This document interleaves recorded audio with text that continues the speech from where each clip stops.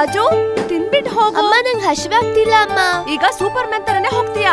ಹಸಿವು ಸುಸ್ತಾಗ್ತಿದೆ ಅಂತ ಹಿಂದೆನೆ ಬಂದ್ಬಿಡ್ತೀಯಾ? ಹೇ ರಾಜು,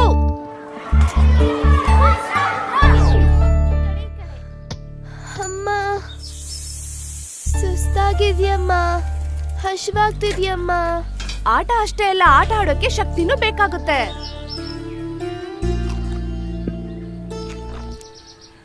ಏ ರಾಜು, ಏನೋ ಬರೀ ಅನ್ನನೇ ತಿಂತಾ ಇದ್ಯಾ? ನೀನು ಸುಸ್ತಾಗದೆ ಆರೋಗ್ಯವಾಗಿ ಶಕ್ತಿಶಾಲಿಯಾಗಿರ್ಬೇಕು ಅಂದ್ರೆ ಈಗ ನಿನಗೆ ಬಡಿಸಿರುವಂತಹ 20 ಪೋಷಕಾಂಶ ಆಹಾರಗಳನ್ನ ತಿನ್ಬೇಕು. ಹೌದು ಅಪ್ಪ, ನೀವೊಬ್ಬ ರೈತ ಅಲ್ವಾ? ಮತ್ತೆ ಪೋಷಕಾಂಶಗಳ ಬಗ್ಗೆ ಹೇಗ್ ಗೊತ್ತು? ಒಬ್ಬ ಕುಟುಂಬದ ಮುಖ್ಯಸ್ಥನಾಗಿ ನಮಗ್ ಬೇಕಾಗಿರುವಂತಹ ಸಂಪೂರ್ಣವಾದಂತಹ ಆಹಾರದ ಬಗ್ಗೆ ಮಾತ್ರ ಅಲ್ಲ, ಒಬ್ಬ ರೈತನಾಗಿ ಒಂದು ಫಲವತ್ತಾದ ಭೂಮಿಗೆ ಬೇಕಾದಂತಹ ಪೋಷಕಾಂಶಗಳು ಗ್ರೋಮೋರ್ನ F20 ಇಂದ ಲಭಿಸುತ್ತೆ ಅನ್ನೋದು ಕೂಡ ಗೊತ್ತು ನನಗೆ. ಅಷ್ಟೇ ಅಲ್ಲ, ನಮ್ಮ ಭೂಮಿನಲ್ಲಿ ಗ್ರೋಮೋರ್ನ F20 ಬಳಸಿದ್ರಿಂದಾನೇ ಅಧಿಕವಾದಂತಹ ಬೆಳೆ ಬಂದಿರೋದು. ಅದಕ್ಕೆ ನಿಮ್ಮಮ್ಮಂಗೋಸ್ಕರ ಬಂಗಾರದ ಬಾಳೆಯನ್ನು ತಗೊಂಡ್ಬಂದಿದ್ದೀನಿ.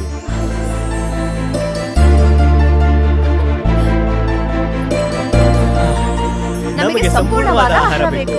ನಮ್ಮ ಬೆಳೆಗೆ ಗ್ರೋಮೋರ್ನ F20 ಸಂಪೂರ್ಣ ಪೋಷಕಾಂಶಗಳನ್ನು ಕೊಡಬೇಕು.